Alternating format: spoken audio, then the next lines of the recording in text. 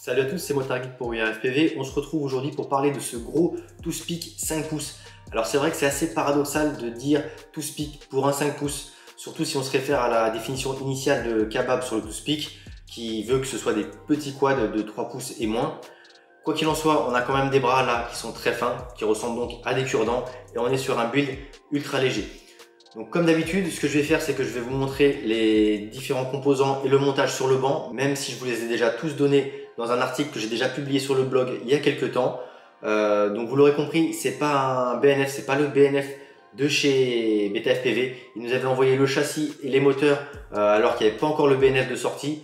On a pris le temps de le monter, de le tester. Et donc je vous dirai en fin de vidéo, après vous avoir montré tout ça sur le banc, ce que j'en pense et comment ça vole avec quelques DVR.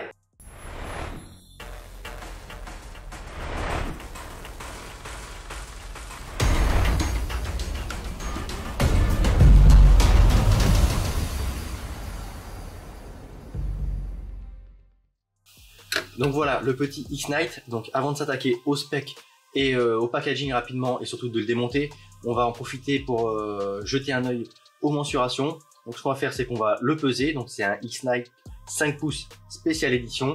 Donc voilà, il est là, il est prêt à voler en dehors de la lipo. Donc on va voir tout de suite ce que ça donne en termes de poids. Hop. Donc sans lipo, on est à 144,7 grammes. Donc c'est vraiment très peu pour un quad 5 pouces. J'ai très peu des points de comparaison en race, mais en tout cas, les quads de freestyle, lorsqu'ils sont très légers, sont dans les 350 grammes, voire un petit peu moins. Donc là, on est qu'à 150 grammes. Et pour la lipo, donc les lipos, on met là, donc c'est la version 6S. On utilise des 550 mAh de chez BetaFPV en 75C. Et donc cette petite lipo là, elle pèse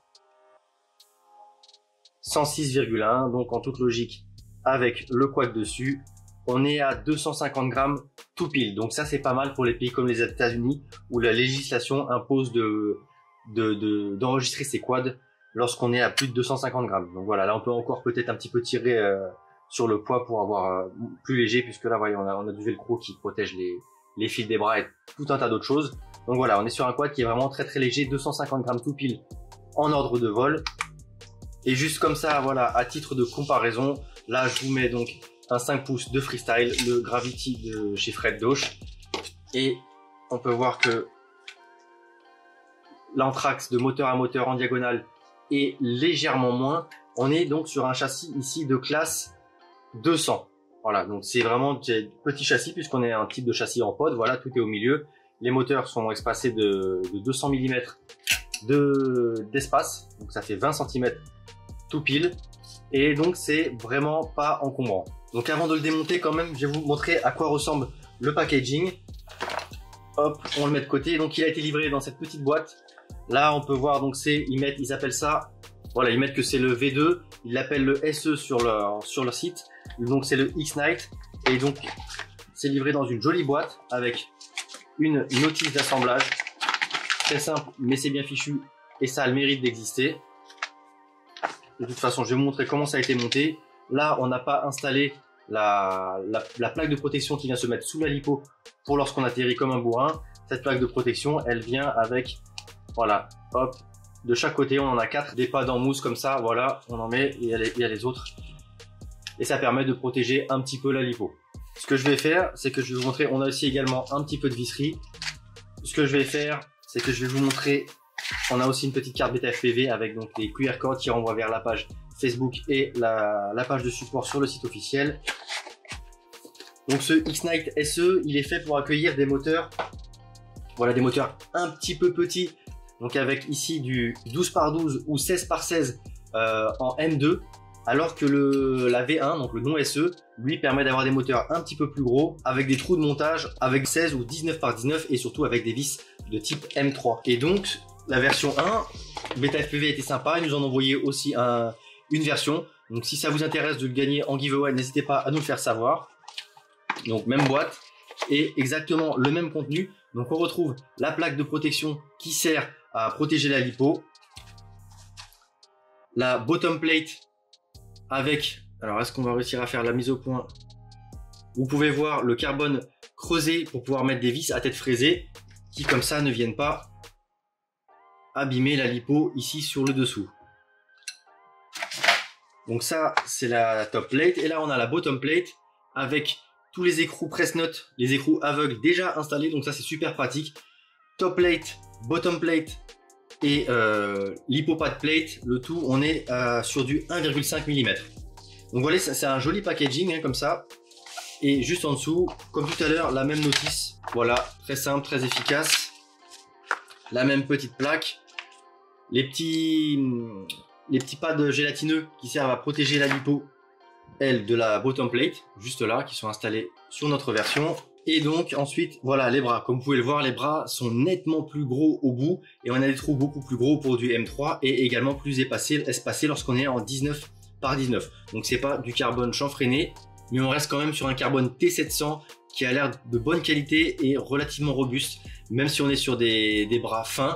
Ceci dit, on est sur des bras séparés, ce qui est cool sur ce genre de châssis, parce qu'en général, les Toothpick, même en 5 pouces, on est souvent sur des bottom plate unibody, donc qui sont parfois un petit peu plus légères puisqu'il y a moins de visserie, mais également qui vibrent un peu plus et qui sont pas forcément aussi rigides que des bras séparés. Et donc les bras, voilà, si on veut voir la différence entre les deux, on l'a là, c'est quand même pas la même chose. On a aussi une petite différence, je l'ai plus en tête, au niveau de la top plate, je crois. C'est pas tout à fait pareil, on le retrouve dans la notice de montage ou sur le site internet, donc si ça vous intéresse de savoir, n'hésitez pas à aller jeter un œil. Donc voilà, ça c'en est tout. Donc pour les bras, les différences, là on est sur un châssis V1, hop, joli packaging, bien complet. Le châssis est annoncé à un peu plus de 30 grammes et il coûte entre guillemets seulement 23 $. Donc je trouve que c'est plutôt raisonnable comme prix pour du matos qui est quand même relativement premium, j'ai envie de dire. Donc voilà, ça c'était la présentation du packaging. Là on se retrouve sur le châssis monté, donc avec les moteurs. Est-ce qu'on va réussir à faire la mise au point? Donc les moteurs, ce sont des Beta FPV 1606 à 1550 kV, puisque c'est la version 6S. Ils existent en version 4S à 2550 kV. Ils sont annoncés pour une quinzaine de grammes seulement. Pour ça, ils ont un tout petit axe de 1,5 mm, ce qui n'est pas commun sur les 5 pouces. Et comme vous pouvez le voir ici, on a des petits adaptateurs sur les hélices pour pouvoir venir fixer les deux vis de fixation. On n'a pas un gros axe avec un gros écrou M3. Ce que je peux faire, c'est vous démonter une pale, enfin une hélice tripale pour que vous voyez à quoi ça ressemble.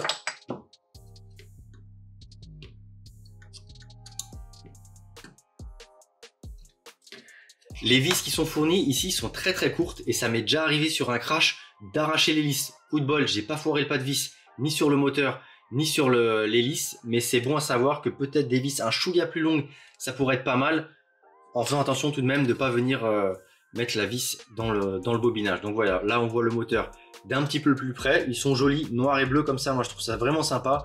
Et donc on a le petit axe de 1,5 mm qui fait gagner du poids pour le coup, mais qui tient les hélices différemment. C'est pour ça que ces hélices là, normalement on peut sortir le petit adaptateur.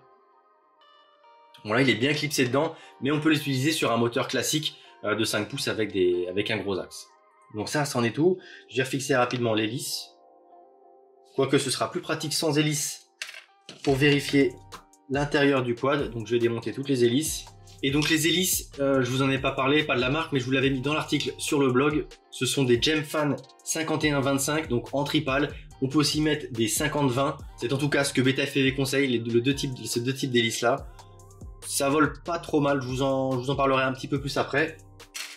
Donc voilà, c'est plus facile à manipuler sans les hélices. Comme vous pouvez le voir, c'est super minimaliste, pas forcément facile à monter. Donc on va attaquer, déjà je vais retirer la petite antenne, enfin le petit riselant sans la couper, contrairement à la dernière fois avec mon XSR.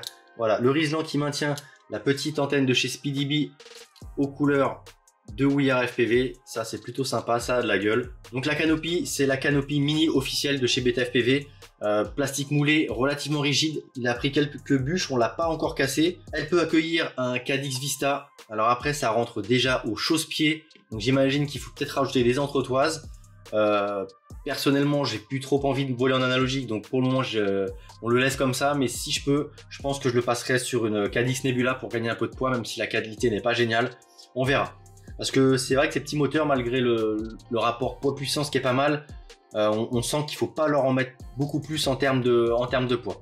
Donc on va démonter cette canopie, on va regarder ce qu'il y a sous le capot. Donc là, les deux vis qui tiennent la canopie sont fixés à l'autre bout par un écrou. Il n'y a pas d'écroucage, d'écrou press-nut à l'opposé. Et on a également 2 vis sur le dessous qui, elles, viennent se visser dans la canopie.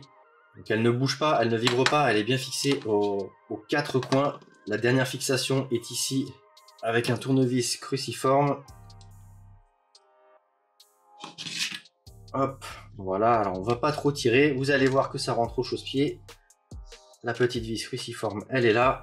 Donc dans la canopie, on retrouve une Runcam Sparrow V2. On avait mis une Predator V4 qu'on préfère clairement, même si la Sparrow on la trouve très bien chez Runcam, elle commence à dater un petit peu. On avait mis une Predator, on avait beaucoup de parasites à l'image, de lignes qui balayent en verticale. Avant de tout changer, le plus simple c'était de changer la caméra. Ça n'a rien changé, donc vous verrez que les DVR ne sont pas de bonne qualité. Le VTX qui est alimenté par la FC et dont le signal aussi vidéo passe par la FC, c'est un TBS Unify Pro 32 Nano, donc en 5 volts. Donc il est alimenté par la FC qui embarque les ESC, on y reviendra après. Donc peut-être que c'est pas hyper bien filtré et qu'il faudrait quelque chose de mieux filtré à ce niveau-là. Donc voilà, là on a la caméra qui se fixe tout bêtement avec 2 vis et qui est inclinable en micro sur une plage assez large. Donc ça c'est plutôt cool pour ceux qui veulent faire de la race, ceux qui veulent faire un peu de freestyle avec un low tilt. Après le freestyle, voilà, là c'est pas fait pour porter une GoPro. On essaiera sûrement d'y mettre une Insta360 Go, voire une GoPro Naked si on s'y met, mais c'est vrai que ça nous embête un peu de dépouiller des GoPro qui sont quand même relativement chers. Après, si on y met un 4X, peut-être pas en Nebula, mais voilà, avec un Vista, il y a moyen de ramener des belles petites images HD. Donc ça c'était le VTX, la caméra, l'antenne. De toute façon, je vous mettrai tout sur une fiche drone build sur le forum, hein, donc n'hésitez pas à aller la consulter. C'est pas moi qui l'ai monté, c'est Alexandre. Donc, et de toute façon, j'avais pas de Crossfire en RAB, donc il m'a mis un RXSR. Voilà, c'est pas bien gros, c'est scotché sur la FC. Et donc la FC, c'est la FC All-in-One de chez Beta FPV au format 26,5 par 26,5. C'est tout ce qu'accepte ce type de châssis, donc ça limite quand même un petit peu le choix du contrôleur de vol. La FC, elle est compatible 6S, heureusement, puisque je vous le disais, on est sur des moteurs 1550 kV en 6S. Elle embarque des ESC 35 ampères qui peuvent burster à 40 ampères et qui, pour le coup, comme tout est intégré, doivent générer pas mal de bruit électronique, ce qui peut perturber la liaison vidéo et peut-être même la liaison radio, mais pour le coup, j'ai pas trop volé loin et il n'y avait pas de fail-safe. Ces ESC, ils tournent sur Bell Elite sous Bell Elite 32 et ça, c'est vraiment bien, c'est moderne, on peut faire facilement du RPM filter. Le contrôleur de vol, il n'y a pas de fioriture, on retrouve un gyroscope classique MPU 6000 qui fonctionne très bien, un capteur de courant, un port buzzer, voilà, vous voyez qu'on a mis même un petit buzzer piezo à l'intérieur. Et voilà, c'est à peu près tout. Et comme vous pouvez le voir, les soudures ne sont vraiment pas faciles. Alexandre m'a avoué avoir un petit peu bataillé à le monter, c'est assez minutieux, mais ça se fait. Et surtout, au final, ça pèse vraiment pas lourd. Le seul inconvénient, c'est qu'on n'a quand même pas beaucoup de place dans cette canopie. Et comme vous pouvez le voir, tout est posé, tous les éléments sont posés les uns sur les autres. Et on n'est quand même pas à l'abri qu'il y ait des interférences et un peu de bruit électronique. Tout fonctionne bien, ça vole pas trop mal. Mais il y a un truc au niveau du VTX, de la liaison vidéo. Peut-être même c'est le signal tout bêtement qui est perturbé sur le contrôleur de vol. Donc on verra ce qu'on fait à ce niveau-là ou est-ce qu'on le passe directement en HD. Bref, voilà. La FC, elle a été flashée par défaut, on l'a mise en Betaflight 4.2. On a pas mal joué avec les sliders pour obtenir des réglages. Je vous en parle en face cam pour la conclusion. Donc le TwoSpeak, vous avez pu voir comment on l'a monté. Enfin, comment Alexandre l'a monté. D'ailleurs, je vais le mettre de ce côté-là, histoire de pouvoir commencer à vous mettre quelques DVR ici, si j'en ai assez. Donc voilà, vous avez vu comment il est monté. C'est pas bien compliqué puisqu'on a une board all-in-one. Le seul petit problème, c'est qu'on a quand même pas mal de composants à caser dans cette toute petite canopie là. Donc voilà, surtout si on veut y mettre un Caddx Vista, ça risque d'être un petit peu compliqué. De toute façon, il faudra rehausser la canopie avec des entretoises. Donc voilà, c'est un build assez étriqué. Les soudures sont pas les plus simples, c'est assez petit, mais ça se fait. Une fois en vol, alors la première particularité, c'est que ça ne fait pas un pet de bruit. C'est ultra silencieux. Je crois même que ça fait moins de bruit que le Tiny Hawk Freestyle qui doit être le quad le plus silencieux que j'ai pu tester. Donc ça fait zéro bruit. Ça peut induire en erreur sur la puissance du quad parce qu'on a l'impression que ça se traîne puisque ça fait pas de bruit. Mais si on regarde quand même dans la caméra, et surtout si on le regarde à l'œil et qu'on compare aux quad 5 pouces qui font un boucan pas possible des potes, franchement ça envoie pas mal. C'est pas non plus un foudre de guerre, on aurait pu s'attendre à quelque chose de plus puissant, mais ça envoie pas mal et il ne faut pas se fier au bruit qui induit un petit peu en erreur sur cette perception là. Après niveau sensation, on l'a commencé en Betaflight 4.2 d'origine avec le RPM filter, pour lequel on avait d'abord oublié de modifier le nombre d'aimants puisqu'on est sur des petits moteurs. Ça ne correspond pas au nombre d'aimants d'origine du RPM filter. Ça volait très bizarrement, c'était à la limite du dead roll. On s'en est aperçu, on a refait les réglages. Au stick, c'est pas forcément mauvais de base. Par contre, ça vibre. Le plus gros problème, c'est dès qu'on coupe les gaz, le quad a tendance à gigoter. Et ça encore plus quand il y a du vent. Dès qu'on coupe les gaz, il n'arrive pas à rester en place. On a drastiquement monté les I, on a monté la balance PD, on a énormément joué des curseurs en Betaflight 4.2, on a essayé des réglages à la main sans les curseurs, que ce soit à la hausse ou à la baisse. Enfin, on a essayé tout un tas de combinaisons. On n'a pas réussi à le faire voler de manière agréable, vraiment, surtout en zéro throttle. Dès qu'on a du gaz, il reste en contrôle, il résiste plutôt pas mal au vent, il n'y a pas trop de dérive, forcément il est léger. Mais dès qu'on coupe les gaz et qu'on essaye de faire un peu de momentum, le quad a tendance à gigoter. Je ne sais pas pour quelle raison. Et dès qu'il y a du vent, c'est vraiment très compliqué lorsqu'on n'a pas de gaz. Du coup, on l'a flashé sur le terrain, sur la dernière version de EmuFlight. Et même constat, on n'a pas réussi à trouver quelque chose en termes de réglage filtre PID qui fasse qu'il reste loqué, qui ne bouge pas. Et surtout ceux à bas régime. Voilà, c'est pas génial, ça bouge, voilà, c'est sûrement notre faute. C'est pas un BNF, il y a peut-être quelque chose qui va pas sur les composants, mais on les a quand même fait valider la cohérence du setup par BetaFPV. La version BNF, elle fonctionne avec des moteurs un peu plus gros, peut-être que du coup il y a plus de contrôle, je sais pas. Peut-être que ces moteurs-là sont plus adaptés à du 4 pouces, même si quand même ils sont vendus aussi bien pour du 5 pouces et que BetaFPV nous a dit que le setup était cohérent et que ça valait le coup de le tester.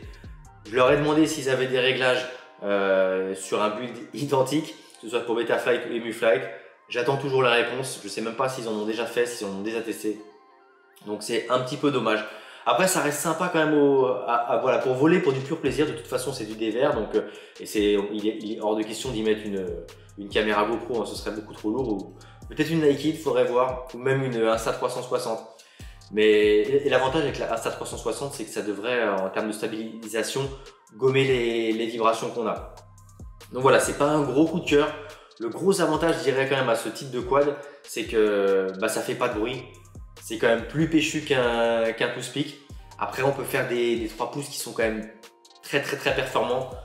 Donc à voir, parce que pour le coup, comme c'est très léger, en termes de freestyle, le momentum, c'est pas génial. On peut pas trop se lancer, rester, enfin... Voilà, c'est pas un quad qui est spécialement adapté au freestyle, même s'il est un petit peu vendu pour également. Peut-être qu'en reste il doit être bien, on ne l'a pas testé pour. Le rapport poids-puissance est peut-être pas mal. Voilà, si vous avez déjà monté des setups équivalents, vous avez rencontré les mêmes problèmes ou pas, ou si vous avez des bases de réglage à nous fournir, n'hésitez pas. On se fera un plaisir de les tester. Parce que dans l'état, voilà, c'est pas le meilleur quad qu'on ait pu tester, et même si on est sur une config un petit peu particulière. Voilà, je crois que je vous ai tout dit sur ce quad. Vous avez dû pouvoir voir comment ça volait sur les DVR. Du coup, je vous dis à très bientôt sur la chaîne. C'était Motard Geek pour We Are FPV.